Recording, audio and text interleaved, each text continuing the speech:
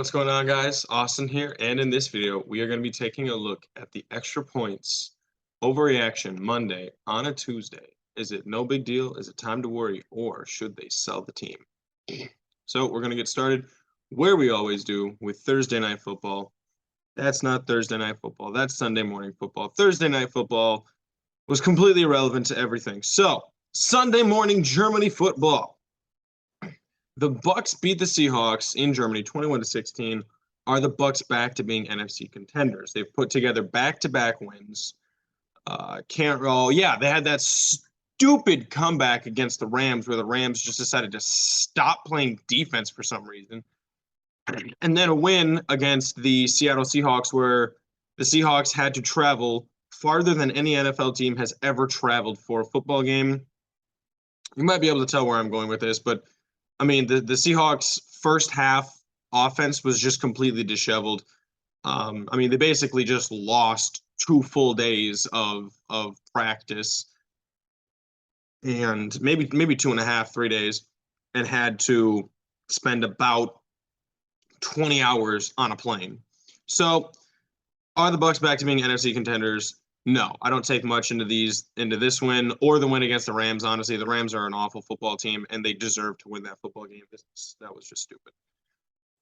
So the Dolphins blew out the Browns 39-17, and now they lead the AFC East. We've been talking about the Dolphins as a serious playoff threat, but are they now a real Super Bowl contender? Not now, as in like beating the Browns makes them. They're undefeated with Tua. Their offense is humming. They got Jeff Wilson, who was the old 49ers backup, and now all of a sudden he looks like a serious problem. Their offense really can't be stopped. Their defense plays very well at home, not necessarily as much on the road, but they win the AFC East. It's possible that, their first 2 games could be a home game. Obviously if they win them both. Should we be talking about the Dolphins as a real Super Bowl contender? I'm going to say it's time to worry. I think that the Tyreek Hill to Tagovailoa connection is a serious problem in the league. Now, the Vikings, they beat the Bills 33-30 in overtime in one of the most spectacular football games I've ever seen as far as unbelievable plays, crazy coincidences, not even a coincidence, but just like there's no way that this lucky thing that you need to happen is going to happen, and then it does. So Kirk Cousins had an okay game, not very great. He had a crap ton of yards, a touchdown, and 2 picks. On the other side, Josh Allen had a crap ton of yards, a touchdown, and 2 picks. Dalvin Cook, outplayed Devin Singletary for the most part. And the receivers kind of went tit for tat, although Justin Jefferson, as we all know, is better than Stephon Diggs. So the Vikings at 8-1 haven't lost since week 2 on Monday Night Football against the Eagles, who are, now 8-1, tied with the Vikings for the best record, but they have the tiebreaker. So the Vikings, last week I said they're the quietest 8-1 or 7-1 team in NFL history. They literally halfway through the season had 1 loss, and nobody was talking about them. Now they have one of the best wins in football, and are still 8-1 on a 7-game win streak. Are they better than we admit? And when I say admit, it's really just willing to talk about. I'm going to say it's time to worry. As of right now today, I believe that the way they're playing, the confidence that they have, the swagger that they have, the way that they've gotten Dalvin Cook integrated into the offense again, I believe right now today they're the best team in the NFL, which is crazy. I wouldn't have said that going into the season because I didn't think they had a good enough defense. Obviously 30 points isn't, some great defensive performance, but they've made enough plays. Patrick Peterson is not a corpse. In fact, he is still a relatively okay cornerback. Now the Rams without Stafford lose to the Cardinals without Kyler Murray. Are the Rams the worst Super Bowl defenders of all time? You have to go back throughout NFL history to find, a Super Bowl champion who the following year lost this many games this early, who won so few games. A couple of strike shortened years or like schedule changing years. Caught a couple of teams off guard. Cut some games short. say the Denver Broncos in 2016. Peyton Manning retired, although he wasn't that great. They still had a lot of good pieces, and they came close to, but didn't quite make the playoffs. In fact, the 1999 Denver Broncos, they kind of fell off a cliff. They missed the playoffs, but they also lost their Hall of Fame quarterback. As of right now, this Rams team, the loss of Von Miller, the loss of Andrew Whitworth, that's the one I really think it is, and the loss of Odell Beckham / Robert Woods seems to be way more problematic than we had ever anticipated. Now, to be fair to the Rams, they not only dropped from Andrew Whitworth to their backup, Joe Noteboom, but Joe Noteboom, I believe, got injured for the rest of the season in like week 4 or something like that. So they've been on their for all intents and purposes, third string left tackle. It's not a great look. Now, I mean, they did make some additions to the team. Bobby Wagner has seriously worked out. The Rams are one of the better run defenses in the NFL after last year being one of the worst run defenses in the NFL. But the Allen Robinson deal has not played out well. They really probably should have kept Robert Woods, and they definitely should have paid Odell Beckham Jr. instead of, being disrespectful as much as they were. They don't make the Super Bowl if Odell Beckham wasn't on their roster, and they don't win the Super Bowl if they don't start so hot with Odell Beckham in the Super Bowl. It's completely disrespectful the way that they let him rehab on his own without offering him a serious contract, and they could have offered him any sort of money that was really beyond $7 million a year, and that's about what Odell would be going for right now, is $8 or $9 million. But that's neither here nor there. Are the Rams the worst Super Bowl defenders of all time? The answer is absolutely, unequivocally yes. They need to sell the team. Now, it's too late to have a fire sale, but honestly, if I were the Rams, I would have pretty much gotten rid of everybody except Donald, Kupp, and Stafford, which includes Jalen Ramsey. There are a lot of NFL teams that could use a fiery cornerback that don't have a great secondary. I think the Bucs, would have made that move. They don't have a great secondary. I think the Titans, the Chiefs, those two teams definitely would have made that move, but that's neither here nor there.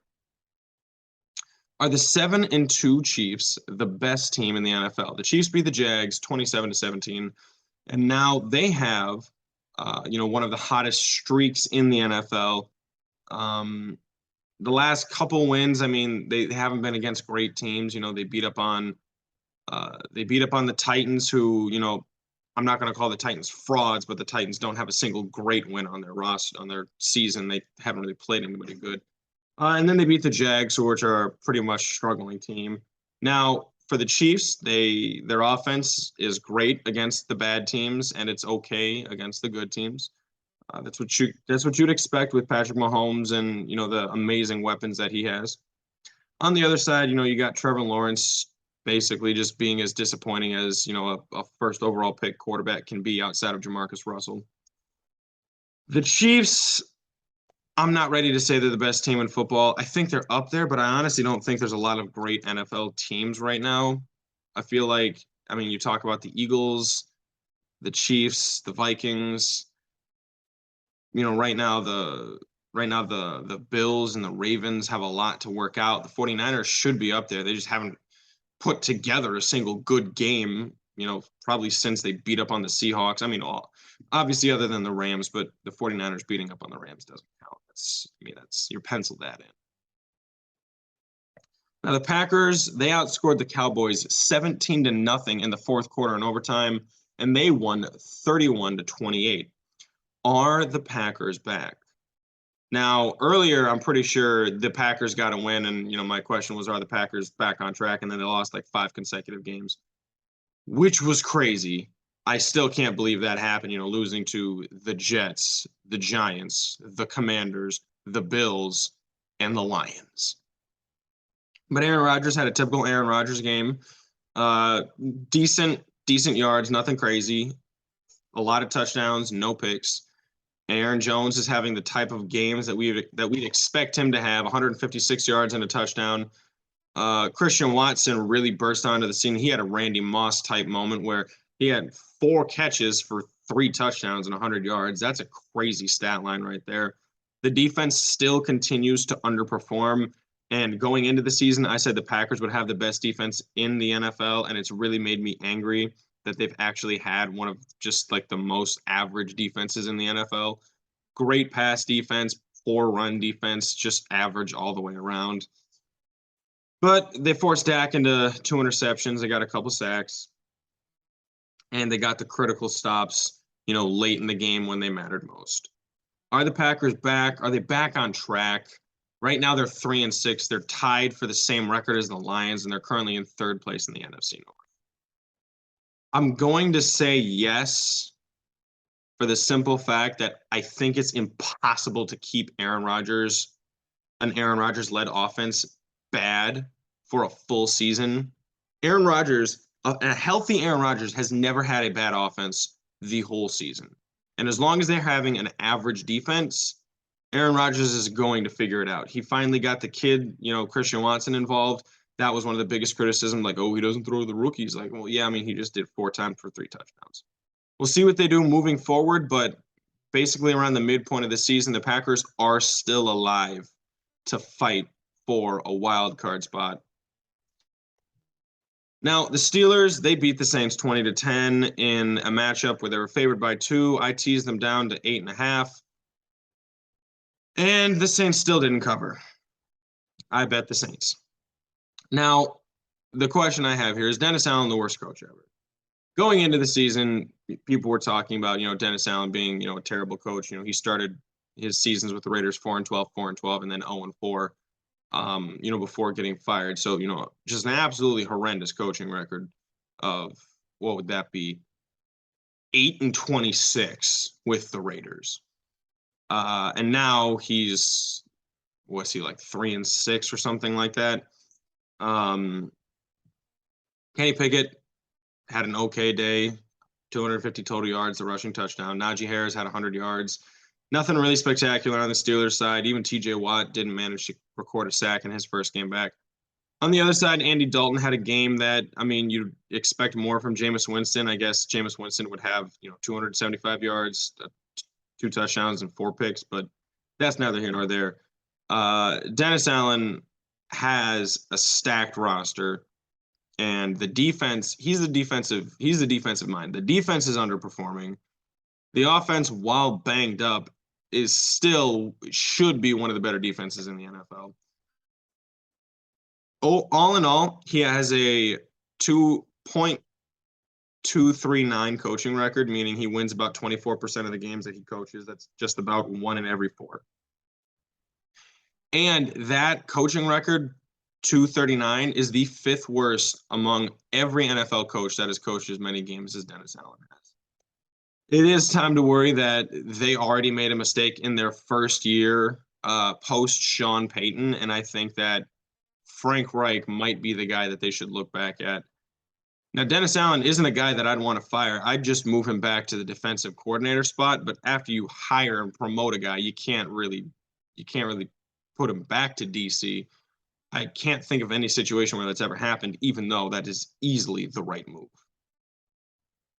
Now, the Colts run over the Raiders 25-20. The question is, after all the disrespect that he received for literally just taking a job that he was offered, is Jeff Saturday actually an okay head coach? Now, he brought in and started Matt Ryan, which was an obvious move. Sam Ehlinger was clearly not the guy, and for some reason, they weren't even playing Nick Foles. It was just Sam Ehlinger. Matt Ryan had a Matt Ryan game, 222 yards and a touchdown, which is about what you'd expect from a 57, I think, year old quarterback. Jonathan Taylor, breakout fashion, of course, after I trade him away in fantasy football. Not for nothing. I got back Travis Kelce in the deal, but, of course, he goes full Jonathan Taylor. And, on the other side, nobody really had any standout games, obviously except for JT. Nothing crazy on the defense, but it was literally just, a win over a team that's got a lot of good players that's been underperforming. So Jeff Saturday, can he actually coach? Well, I'm going to say it's no big deal, but at least not yet. If he starts rattling off wins and, makes the Titans sweat for the AFC South, It might be a question. You might be able to sit here and think, okay, well, maybe he's a lot better than we thought. I don't think it's fair to disrespect players, former players like that at that kind of a level. When it comes to being an NFL coach, you need to have a certain level of football acumen, and I think you need to have a certain level of dedication to the game of football without being such a physical freak that you don't know why you have to dedicate that time. Same thing in the NBA. Players who are absolute like physical phenoms rather, that just dominated the game of basketball, that go on to become head coaches normally don't do well. The coaches that do well are the coaches that were like, okay, didn't really do anything great, but like they had to become smart in the way that they played the game. That's why Steve Kerr is a good coach. That's why Mike D'Antoni, good coach. Same thing with the guy Jason Kidd in Dallas, good coach. That's why Steve Nash being as bad of a coach as he is mind-boggling. Like, I mean, some of it has to do with his, inability to play defense, leading to his inability to coach defense. But Jeff Saturday is that kind of guy. He's one of those guys where he was very good, never super elite physically dominating the game, but he had to think it through because center is one of the most, I'd say, mentally demanding positions in the NFL. I mean, it would go like quarterback, middle linebacker, safety, center, in my opinion. I think that's the order right there. Now the Chargers, they dropped to the 49ers in a 22-16, just absolute barn burner of a game. I mean, if you watch this game, you either had money on it or you're a fan of one of the two teams. Garoppolo had 240 yards, nothing else. Herbert somehow got outplayed by Garoppolo. He had 196 yards, one touchdown, and a pick. Eckler didn't do anything. A lot of Herbert's weapons were out. Now on the other side, San Francisco kind of got the run game going, but it was really quiet and it wasn't very efficient. There was no real great football played either way. And so what I'm wondering is, are the 49ers ever going to play a good game? If you take out their wins against the Rams, which for some reason Kyle Shanahan just has McVay's number. If you take out those games, they haven't had a seriously convincing win since like week either 2 or 3 against the Seattle Seahawks, which now looks like a lot better of a win than it did back then. I mean, I think it was week 2 because Seattle had beaten Denver and then just lost to San Fran, and we all just thought like, okay, well, the Seattle win was the fluke. Well, it turns out the Seattle loss was the fluke. But that's neither here nor there. Are the 49ers ever going to play a good game? I'm going to say it's no big deal. Like, we don't need to worry about them not playing great football yet. Right now, they're in prime position for either a wild card spot or to win the division if Seattle slips up again, like they did against the Tampa Bay Buccaneers.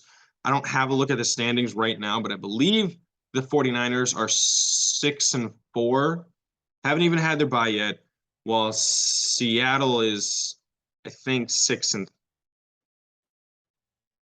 they might be 6-3. They both of these teams could be tied for the same record at this point. I can't remember. But that's not the important thing. The important thing is that you think about the wild card teams, there's almost a guarantee that no wild card team is coming out of the NFC North or the NFC South. In fact, I can guarantee that no wild card team is coming out of the NFC South. It's possible that the Packers or the Lions run the table and make it out of the NFC North, but unlikely. What you're competing against is basically the Washington Commanders for that last playoff spot as that wild card team out in the NFC East. I think they'll make the playoffs. They'll probably even win this division. We can wait until the playoffs to see what San Francisco does. Until then, it's no big deal. And then the Eagles come back, fell just short against the Commanders. They lose 26-21. Did the Commanders expose the Eagles? Because everyone is saying, oh, the Eagles are frauds, they played an easy schedule and they've They've only led in the second half. They haven't trailed in the second half. They haven't had to face adversity. Did the Commanders expose the Eagles? Well, what we saw from this game is that Jalen Hurts had about a Jalen Hurts game, a little bit, underwhelming on the yards. But if you look down at that, at that time of possession in the stat bar, Washington won the time of possession by a total of 40 and a half minutes compared to 19 and a half minutes. And the Eagles still had 3 turnovers that cost them drives, that cost them scoring drives. There was a fumble by, I believe it was Quez Watkins after he'd caught the ball. He burned his corner, caught the ball, started running, and just dropped it on nothing. The ball just went loose, and the Commanders picked that up. Dallas Goedert caught a football, was running into, running towards the red zone, and he fumbled the football getting tackled. And then Jalen Hurts threw an interception deep into coverage. It was more of an arm punt, but it was still just a bad play call, bad read, both by the coach and the quarterback. The Eagles only ran 4 total run plays in this game. And while the Washington Commanders, their offensive line, I think it generated about a 3.5 yards per carry average. The crazy thing about it is it seemed like almost every single play, Washington was getting 3 yards. Like 3 yards, 3 yards, 4 yards, and that's a first down right there. Like you can't beat that. That's why the time of possession was so crazy.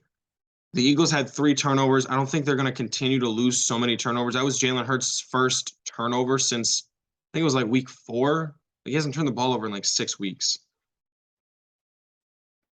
I'm going to say it's no big deal.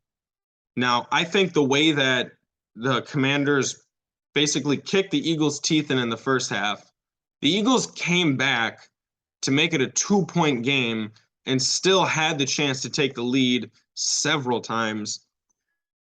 Oh, and by the way, the final score, it wasn't 26-21. The final score, the Commanders scored a touchdown. For anybody that's listening to me or watching this, the Commanders scored a touchdown on the final play of the game. It was like a lateral where Devonta Smith just threw it to nobody, and the Commanders picked it up and carried it into the end zone. I really don't care about that. This is the final score right here. This is definitely more accurate of what the game looks like. That this 5 points right here. But neither here nor there. It's no big deal. The Eagles will be back on track. The only hard game that they have left on the schedule is at Dallas and the game against Green Bay. All right, guys, thanks for watching that video. Be sure to like and subscribe. Let me know what you think in the comments down below and stay up to date on all of our future content.